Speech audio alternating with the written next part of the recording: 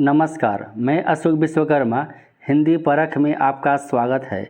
आज के विषय है सूर्यकांत त्रिपाठी निराला। जेएसएससी हिंदी पेपर 1 और पेपर 2 से संबंधित वीडियो का लिंक डिस्क्रिप्शन में दिया हुआ है, वहां से आप देख सकते हैं। छायावाद की एक प्रमुख स्तंभ है। क्रांति और विद्रोह के कवि सूर्यकांत त्रिपाठी निराला का व्यक्तित्व, कबीर का फक्कड़पन, सूफियों का सादापन, सूर व तुलसी की प्रतिभा और प्रसाद की सौंदर्य चेतना सबको समेटे हुए है। निराला का खड़पन एवं स्वाभिमान पूर्ण व्यक्तित्व ने कहीं भी समझौतावादी रुख नहीं अपनाया। इस कारण उन्हें कई नौकरियां बदलनी पड़ी। वे जीवन भर आर्थिक कठिनाइयों से लड़ते रहे। सामाजिकों ने बहिष्कृत किया, संपादकों ने उपेक्षित किया, प्रकाशकों ने शोषण किया, साहित्यकारों ने पागल करार दिया और राजनीतिज्ञों से कभी इनकी पड़ते ही नहीं। समस्त उपेक्षाओं, अभावों, अपमानों और अन्यायपूर्ण विरोधों के विष को पीकर भी यह कवि काव्य अमृत की वर्षा करता रहा, निरंतर और अथक। निराला को भी उत्साहवर्धक पुरस्कारों से सम्मानित किया गया होता, जिसके वे वास्तविक हकदार थे, तब तो निराला साहित्य की सूरत शायद कुछ और ही होती। निराला के कई अन्य उपनाम हैं और इनके नामों के साथ कई विशेषण हैं। निराला का शाब्दिक अर्थ होता है अद्वितीय। इन्हें वसंत के अग्रदूत, महाप्राण, दीनबंधु, मुक्त छंद के प्रवर्तक, छायावाद का शलाका पुरुष, नए कवियों का गोरखनाथ और छायावाद के रुद्र कहा जाता है। इसके बाद जानते हैं निराला का जीवन परिचय। निराला का जन्म 21 फरवरी 1897 ईस्वी संवत 1954 में बंगाल प्रांत के मेदिनीपुर जिले में महिषादल नामक स्थान पर हुआ था और इनका निधन 15 अक्टूबर 1961 ईस्वी संवत 2018 इलाहाबाद में हुआ। इनके बचपन का नाम है, इनका वास्तविक नाम है सूर्य कुमार। पिता राम साहेब तिवारी बंगाल के महिषादल में सिपाही की नौकरी करते थे। निराला का पितृग्राम उत्तर प्रदेश के उन्नाव जिले में गढ़कोला गांव है। निराला की 2.5 वर्ष की अवस्था में इनकी माता रुक्मणी देवी का निधन हो गया। निराला की 20 वर्ष की अवस्था में इनके पिता का भी निधन हो जाता है। निराला की विधिवत स्कूली शिक्षा 9वीं कक्षा तक हुई। घर पर ही उन्होंने संस्कृत, बांग्ला और अंग्रेजी का स्वाध्याय किया। 14 वर्ष की उम्र में इनका विवाह 1910 ईस्वी में मनोहरा देवी से हुआ। इनकी पुत्री का नाम है सरोज और पुत्र हैं रामकृष्ण त्रिपाठी। मनोहरा देवी रायबरेली जिले के डलमऊ गांव की रहने वाली थी। पत्नी के प्रेरणा से निराला को साहित्य और संगीत के प्रति रुचि जागृत हुई।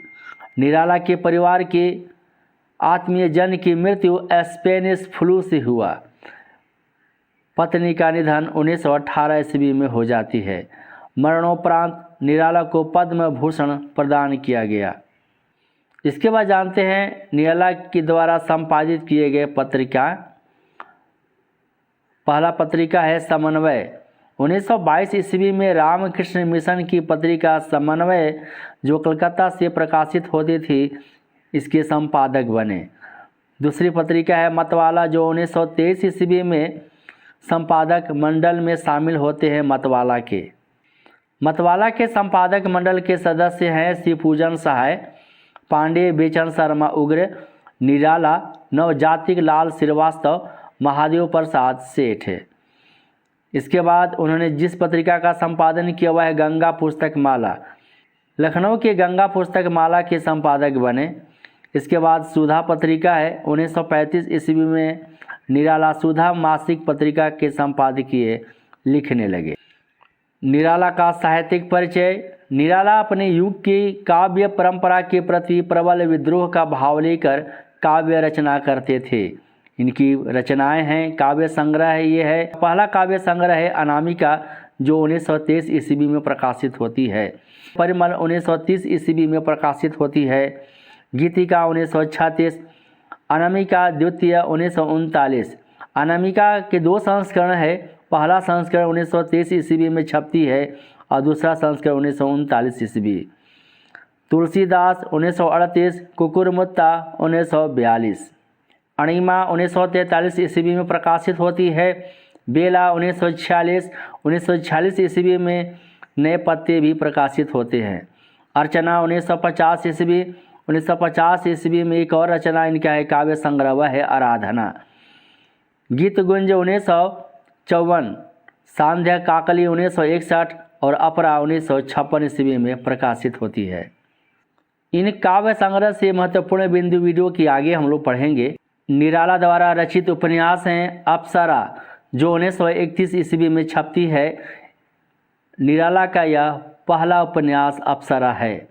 इसके बाद अलका 1933 ईस्वी में छपती है। प्रभावती 1936 ईस्वी 1936 ईस्वी में एक और रचना है, उपन्यास है निरुपमा। कुल्ली भाट 1939 ईस्वी। बिल्लेसुर बकरिया 1942 ईस्वी, यह काफ़ी प्रसिद्ध उपन्यास है। निराला की चोटी की पकड़ 1946 ईस्वी। इनके 3 अपूर्ण उपन्यास हैं, काले करनामे, चमेली और इंदुलेखा। निराला के कहानी संग्रह हैं लिली 1934 ईस्वी में छपती है। सखी 1935 ईस्वी में। सुकुल की बीवी 1941, चतुरी चमार 1945, देवी 1947। इनकी जो निबंध और आलोचना है कि प्रमुख समीक्षा आलोचना रविंद्र कविता कानन है। प्रबंध पद्म 1934 ईस्वी। प्रबंध प्रतिमा 1940 ईस्वी। चाबुक 1942 ईस्वी। द्वारा कुछ अनुदित रचनाएं भी हैं। रामचरितमानस का विनय भा का इन्होंने अनुवाद किया, हिंदी अनुवाद। आनंद मठ का हिंदी अनुवाद किया। विश्व वृक्ष का, कृष्णकांत का वसीयतनामा, कपाल कुंडला, दुर्गेश नंदिनी, भारत में विवेकानंद। इसके बाद जानते हैं निराला के प्रमुख रचनाओं के महत्वपूर्ण बिंदु। यह आपके परीक्षा के लिए अति महत्वपूर्ण है। जूही की कली 1916 ईस्वी में छपती है। निराला ने अपनी प्रथम कविता जूही की कली को बताया है, जबकि निराला की पहली कविता उन्हें जन्मभूमि की वंदना प्रभा नामक मासिक पत्रिका 1920 ईस्वी में छपती है। रामविलास शर्मा ने भारत माता की वंदना को निराला की पहली प्रकाशित कविता माना है, जबकि स्वयं निराला ने जूही की कली को अपनी पहली कविता स्वीकार करते हैं। नई कविता के प्रथम अंक में जूही की कली प्रकाशित हुई थी। मुक्त छंद की पहली कविता जूही की कली है। जूही की कली परिमल में संकलित है। परिमल साहित्यिक संस्था की स्थापना 1944 ईस्वी में इलाहाबाद में की गई। साहित्य जगत में निराला की प्रसिद्धि जूही की कली से मिली। निराला की जूही की कली को अश्लील घोषित कर महावीर प्रसाद द्विवेदी ने सरस्वती पत्रिका में छापने से इनकार कर दिया था। जूही की कली कविता में जूही की कली और पवन का मानवीकरण किया गया है। मानवीकरण अलंकार पाश्चात्य साहित्य का प्रमुख अलंकार है। जूही की कली के अलावा संध्या सुंदरी, शेफालिका कविता में मानवीकरण का सुंदर छटा है। मानवीकरण अलंकार किसे कहते हैं से वीडियो के आगे हम लोग पढ़ेंगे। जूही की कली को नायिका और पवन को नायक के रूप में चित्रित किया गया है। नायिका जूही की कली नायक पवन के वियोग में है। नायक पवन उसे छोड़कर दूर मल्यागिरी पर्वत पर चला गया है। गीतिका जो 1936 ईस्वी में प्रकाशित है। निराला गीतिका काव्य के माध्यम से भारतीय समाज के उद्धार की वंदना माँ सरस्वती से करते हैं। वरदे वीणा वादिनी वरदे, प्रिय स्वतंत्र रहो, अमृत मंत्र नव भारत में भर दे, यह चर्चित काव्य पंक्ति गीतिका से संकलित है। निराला ने गीतिका को अपनी पत्नी मनोहरा को समर्पित किया है। निराला ने गीतिका काव्य की भूमिका में लिखा है कि मैंने हिंदी अपनी धर्म पत्नी के सानिध्य में और सरस्वती पत्रिका की प्रतियां पढ़कर सीखी। तुलसीदास जो 1938 ईस्वी में प्रकाशित होती है, यह इनके प्रमुख काव्य रचना है। तुलसीदास सांस्कृतिक मूल्यों के संरक्षण की कविता है। इस कविता में तुलसीदास अपनी पत्नी रत्नावली से मिलने के लिए अर्धरात्रि को उसके मायके चले जाते हैं। तब रत्नावली तुलसीदास को फटकार लगाती है और वे गृह त्याग कर संन्यास धारण करते हैं। इन घटनाओं की चर्चा निराला ने तुलसीदास में करते हैं। यह निराला की सबसे कठिन छंद विधान की कविता है। इसमें 101 छंद हैं। तुलसीदास प्रबंधात्मक कविता है। कुछ विद्वान इसे खंड काव्य भी मानते हैं। राम की शक्ति पूजा जो 1936 ईस्वी में छपती है। राम की शक्ति पूजा बांग्ला के कृतिवास रामायण से प्रभावित है। इसमें राष्ट्रीय चेतना की प्रखर अभिव्यक्ति है। इसका पहली बार प्रकाशन 26 अक्टूबर 1936 ईस्वी को इलाहाबाद से दैनिक समाचार पत्र भारत मित्र में हुआ था। राम की शक्ति पूजा में तत्सम प्रधान और दीर्घ सामासिक पदावलियों का प्रयोग किया गया है। तत्सम प्रधान यानी संस्कृत निष्ठ शब्द। राम की शक्ति पूजा लंका कांड के कथानक को लेकर लिखी गई एक लंबी कथात्मक कविता है। राम की शक्ति पूजा राम रावण के अनिर्णित युद्ध का विराट और उदात्त चित्र है। यह अनामिका काव्य संग्रह में संकलित है। कुकुरमुत्ता जो कविता है 1941 ईस्वी में छपती है। यह पहली बार हंस पत्रिका के मई अंक में 1941 ईस्वी में छपी थी। मुत्ता काव्य में निराला ने पूंजीपतियों के शोषण का चित्रण किया है। अबे सुनबे गुलाब भूल मत, गर पाई है खुशबू रंगो आब, खूनचूस खाद का तूने अशिष्ट, डाल पर इतरा रहा कैपिटलिस्ट। कुकुरमुत्ता प्रगतिवादी रचना है। यह निराला की महान व्यंग्य कविता है। इसमें सर्वहारा वर्ग के शोषण का उल्लेख किया गया है। गुलाब पूंजीवाद का प्रतीक है। सरोज स्मृति 1935 ईस्वी में छपती है।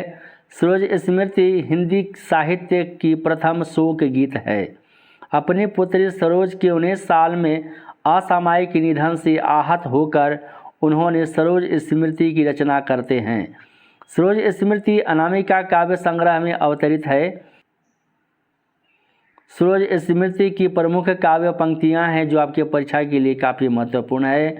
देखा विवाह आमूल नवल, तुझ पर शुभ पड़ा कलश का जल, देखती मुझे तू हंसी मंद, होठों में बिजली फंसी स्पंद। माँ की कुल शिक्षा मैंने दी, पुष्प सेज तेरी स्वयं रची, सोचा मन में वह शकुंतला, पर पाठ अन्य यह अन्य कला। दुखी जीवन की कथा रही, क्या कहूँ आजो नहीं कही, एक कान्य कुब्ज कुल कुलांगार, खाकर पतल में करे छेद। यह सरोज स्मृति की प्रमुख जो काव्य पंक्ति है। कई परीक्षाओं में इनसे प्रश्न पूछे गए हैं। तोड़ती पत्थर जो 1935 ईस्वी में प्रकाशित होती है, इसके बारे में वह तोड़ती पत्थर मजदूर वर्ग की दयनीय दशा को उभारने वाली कविता है। श्याम तन भर बंधा यौवन, नत नयन प्रिय कर्म रत मन, गुरु हथौड़ा हाथ करती बार बार प्रहार, सामने तरु मालिका अट्टालिका प्रकार। इलाहाबाद के पथ पर एक मजदूरी का मार्मिक चित्रण है। वह तोड़ती पत्थर अनामिका काव्य संग्रह के द्वितीय संस्करण में संकलित है। निराला की प्रमुख कविता भिक्षुक है। भिक्षुक कविता में हृदय को झकझोर देने वाली वेदना है। वह आता दो टूक कलेजे के करता, पछताता पथ पर आता, मुट्ठी भर दाने को भूख मिटाने को, पेट पीठ मिलकर है एक चल रहा लकुटिया टेक, चाट रहे हैं जूठी पत्तल कहीं सड़क पर खड़े हुए, और झपट लेने को उनसे कुत्ते भी अड़े हुए। भिक्षु के दयनीय दशा का मार्मिक चित्रण किया गया है। संध्या सुंदरी। निराला ने संध्या सुंदरी कविता में प्रकृति का बड़ा ही सुंदर वर्णन किया है। दिवस अवसान का समय मेघमय आसमान से उतर रही है, वह संध्या सुंदरी परी सी धीरे धीरे धीरे। इसमें मानवीकरण अलंकार है। तो मानवीकरण अलंकार किसे कहते हैं? जब जड़ और निर्जीव पदार्थों पर मानवीय क्रियाकलापों का आरोपण किया जाता है तो वहाँ मानवीकरण अलंकार होता है।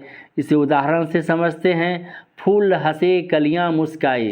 हंसना, मुस्कुराना, खेलना, कूदना, दौड़ना, चलना, ये सारे मानवीय क्रियाकलाप जो है वह अगर प्रकृति यानी जड़ या निर्जीव पदार्थों पर आरोपित किया जाता है तो वहाँ पर मानवीकरण अलंकार होता है। तो इस संध्या सुंदरी काव्य में सुंदरी का जो है संध्या का जो शाम, संध्या यानी शाम का एक सुंदर नारी के रूप में चित्रित किया गया है। ये प्रमुख कविता है जागो फिर एक बार। जागो फिर एक बार कविता के द्वारा निराला ने देशभक्ति की भावना जगाने का प्रयास किया है। जागो फिर एक बार प्यारे जगाते हुए हारे सब तारे तुम्हें, अरुण पंख तरुण किरण खड़ी खोलती है द्वार, जागो फिर एक बार। ओ प्यारे देशवासियों, सभी तारे तुम लोगों को जगा जगा कर थक गए हैं। सूर्य की रोशनी तुम्हारे दरवाजे पर खड़ी है, ये किरणें दरवाज़ा खोल रही हैं, उठो और जागो। जागो फिर एक बार कविता परिमल काव्य संग्रह में संकलित है। इसके बाद जानते हैं अपरा काव्य संग्रह के बारे में जो 1956 ईस्वी में प्रकाशित होती है। निराला के जीवित रहते यह उनका अंतिम प्रकाशित काव्य संग्रह है अपरा। निराला को अपरा काव्य के लिए 2100 रुपये पुरस्कार मिले थे, जिसे उन्होंने एक निर्धन महिला को दान कर दिया था। अपरा की कविताओं में विद्रोह के स्वर मुखरित हुए हैं। अणिमा जो 1942 ईस्वी में प्रकाशित होती है, इसकी प्रमुख जो है काव्य पंक्ति है, चर्चित काव्य पंक्ति है, स्नेह निर्झर बह गया है, रेत ज्यों तन रह गया है। पत्र उत्कंठित 1961 ईस्वी में छपती है।